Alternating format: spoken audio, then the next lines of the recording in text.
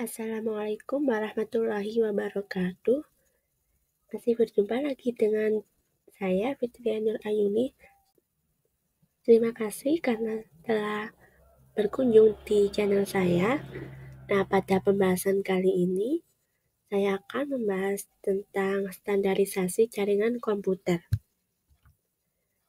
Nah, di sini itu ada yang namanya OSI TCP/IP. Apa sih mereka itu? Nah, OSI sendiri itu adalah model referensi yang menggambarkan bagaimana data itu berpindah dari satu perangkat ke perangkat lainnya melalui 7 lapisan. Lapisan itu adalah physical, kemudian data link, network, transport, session, presentation, application. Nah, di setiap lapisan itu memiliki tugas tertentu seperti mengirimkan data fisik, kemudian menentukan alamat, mengelola pengiriman, dan berinteraksi dengan aplikasi pengguna. Kemudian untuk TCP/IP itu protokol yang digunakan untuk komunikasi di internet dan hanya memiliki 4 lapis. Apa saja lapisannya itu? Lapisan itu adalah link, internet, transport, dan application. Nah, TCP/IP ini digunakan secara luas dalam jaringan komputer karena lebih praktis dan langsung digunakan untuk menghubungkan perangkat di internet. Untuk model OSI-nya sendiri, seperti lapisan yang saya sebutkan tadi, nah, lapisan ini mulai dari bawah, yaitu fisikal.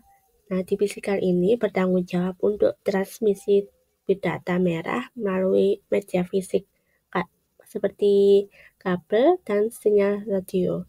Kemudian di atasnya ada data link untuk mengatur komunikasi antar perangkat di jaringan yang sama, serta mendeteksi dan mengelola pengiriman data. Kemudian ada lagi network, bertugas untuk menentukan rute data agar sampai ke tujuan yang benar melalui jaringan yang berbeda. Nah, protokol utamanya sendiri itu IP atau Internet Protocol. Kemudian di atasnya lagi ada transport. Dan di transport ini menjamin data dikirim dan diterima dengan baik. Nah, baik itu secara lebih aman atau TCP atau cepat secara UDP. Kemudian ada session. Nah, di session ini mengelola komunikasi antar aplikasi seperti membuka dan menutup sesi percakapan data. Kemudian presentation itu mengubah format data agar bisa dibaca oleh perangkat penerima, juga melakukan enkripsi data. Kemudian application berhubungan langsung dengan aplikasi yang digunakan pengguna seperti web, email, atau transfer file. Nah, di model TCP/IP ini terbagi menjadi 4, tidak sebanyak model OSI tadi. Nah, mulai dari bagian paling bawah yaitu network access, yaitu mengelola komunikasi fisik antara perangkat di jaringan yang sama. Nah, contohnya sendiri itu Ethernet atau WiFi. Kemudian di atasnya itu ada internet. Nah, di internet ini mengatur pengalaman dan routing data menggunakan IP atau Internet Protocol dengan memastikan data mencapai tujuan yang benar. Kemudian ada transport, itu untuk mengatur pengiriman antara dua perangkat seperti TCP/IP dan UDP. Nah, di TCP atau Transmission Control Protocol, pengiriman data yang andal dan berurutan. Nah, sedangkan UDP itu User Datagram Protocol untuk melakukan pengiriman data dengan cepat tapi tidak menjamin keandalan. Kemudian ada application, menyediakan layanan langsung untuk aplikasi pengguna seperti HTTP untuk web, kemudian FTP untuk transfer file, dan SMTP untuk email. Selanjutnya, protokol apa saja yang bekerja di OSI layer? Nah, yang pertama itu ada physical layer atau lapisan fisik. Nah, fungsinya sendiri itu untuk mengurus pengiriman sinyal fisik atau bit melalui media seperti kabel atau nirkabel. Contohnya sendiri itu Ethernet untuk kabel dan WiFi untuk nirkabel. Kemudian ada data link layer atau tautan data. Nah, fungsinya sendiri itu untuk mengatur bagaimana data ditransfer antar perangkat dalam jaringan dan yang sama, kemudian mengelola pengiriman data yang aman dengan mendeteksi kesalahan. Contohnya sendiri itu Ethernet untuk jaringan kabel, WiFi untuk jaringan kabel, dan ARP untuk menemukan alamat fisik dari alamat IP. Nah, yang ketiga itu network layer atau lapisan jaringan. Nah, fungsinya sendiri itu untuk mengelola rute yang diambil oleh data agar sampai ke tujuan yang benar, tapi antar jaringan yang berbeda. Contoh protokolnya itu IP untuk pengalamatan perangkat di internet, kemudian ICMP untuk pesan, error, atau kontrol, kemudian ada BGP, OSPF, itu protokol routing yang menentukan jalur data terbaik. Nah, yang keempat itu transport layer atau lapisan transportasi. Fungsinya itu menjamin data dikirimkan dengan benar antara dua perangkat. Contohnya sendiri itu TCP IP untuk pengiriman data yang andal dan perurutan. Nah, untuk contoh penggunaannya itu browsing untuk web dan UDP untuk pengiriman cepat tanpa cek ulang. Contohnya itu kayak streaming video.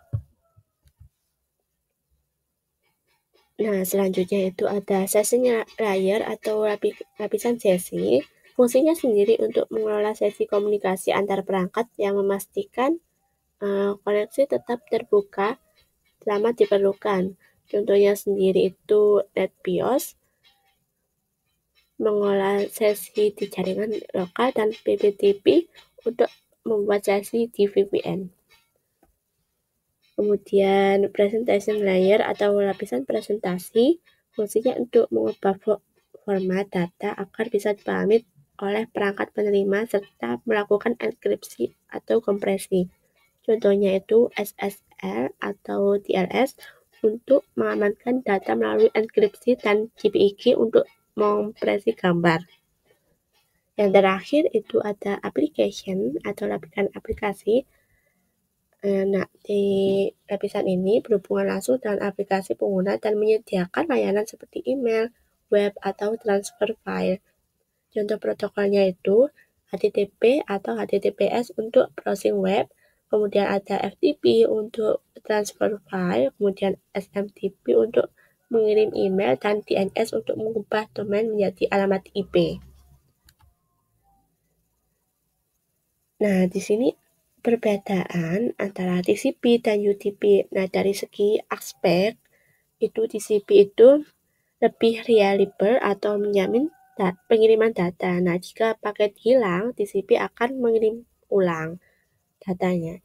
Nah, di UDP ini sifatnya unreliable, yaitu tidak menjamin pengiriman. Nah, jika paket hilang, tidak ada pengiriman ulang. Kemudian dari segi koneksi, di TCP ini bersifat connection oriented atau memerlukan koneksi yang stabil antara pengirim dan penerima sebelum data dikirim. Di UDP ini bersifat connectionless, yaitu tidak memerlukan koneksi sebelum mengirim data. Kemudian di aspek pengaturan data, TCP ini mengatur urutan data sehingga data dikirim dan dalam urutan yang benar.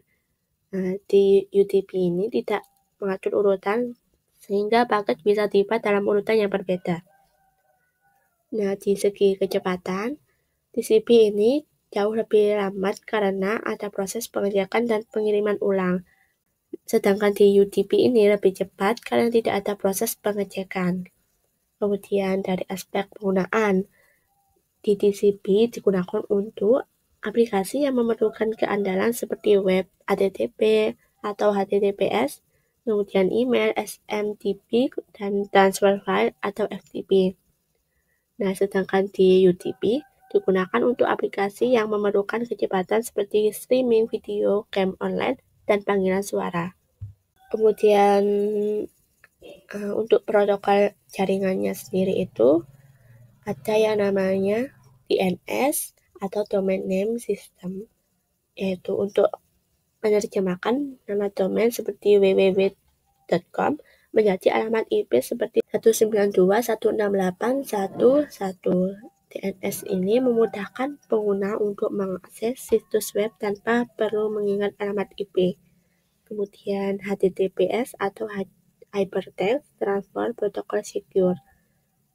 Nah, ini tuh versi aman dari HTTP yang menggunakan enkripsi untuk melindungi data yang ditransfer antara browser dan server. Kemudian SSH atau Secure Shell, protokol ini untuk mengakses perangkat secara aman melalui jaringan yang tidak aman. Nah, sering juga digunakan untuk mengelola server. Kemudian ada IMAP atau Internet Message Access Protocol. Nah, pengguna dapat mengakses dan mengelola email langsung di server dengan IMAP. Jadi pesan tetap di server sehingga bisa diakses dari berbagai perangkat. Kemudian ada TCP/IP, yaitu kumpulan protokol dasar untuk internet yang menjamin keamanan data dengan memastikan data sampai tanpa ada kekurangan. Nah, sedangkan IP untuk mengatur pengalaman dan mengirim paket data. Kemudian HTTP atau Hypertext Transfer Protocol. Nah, ini tuh untuk mentransfer halaman web di internet. Nah, HTTP ini memungkinkan browser untuk mengakses dan menampilkan konten web. Kemudian ada FTP, File Transfer Protocol, yaitu untuk mentransfer berkas antara klien dan server. Nah, FTP ini memungkinkan pengguna untuk mengupload, mendownload file dengan mudah. Kemudian ada SMTP atau Simple Mail Transfer Protocol. Nah, ini mengirim email dari satu server ke server lain. Nah, SMTP ini mengatur pengiriman pesan email di internet. Kemudian well-known port dan reserved port. Well-known port ini memiliki nomor antara 0 hingga 1023 atau 1023 dan telah ditetapkan untuk layanan atau protokol umum yang digunakan di internet. Contohnya, itu port 80 untuk HTTP, kemudian port 443 untuk HTTPS, kemudian port 25 untuk SMTP. Kemudian reserved port. Nah, di port ini 0 hingga 1023 juga disebut sebagai port yang dipesan atau dicadangkan untuk layanan-layanan sistem dan aplikasi tertentu. Pada umumnya hanya aplikasi dengan hak istimewa seperti root di Linux yang bisa menggunakan port ini. Kemudian registered port. Registered port itu adalah nomor-nomor yang terdaftar dan digunakan oleh aplikasi atau layanan yang diakui oleh IANA atau Internet Assigned Number Authority. Nah, nomor port ini berkisar antara 1024 hingga 49.151 dan digunakan oleh aplikasi pengguna atau layanan jaringan tertentu. Nah, contohnya sendiri itu ada Microsoft SQL, kemudian MySQL database, kemudian HTTP alternatif.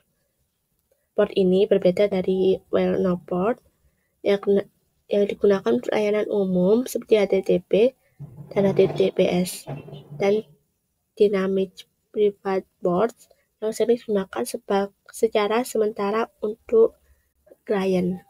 Mungkin itu saja yang dapat saya sampaikan. Ini adalah daftar pustaka yang saya gunakan dalam mengambil gambar di internet. Sekian dari saya. Terima kasih telah menonton. Mohon maaf apabila ada kesalahan. Terima kasih. Wassalamualaikum warahmatullahi wabarakatuh.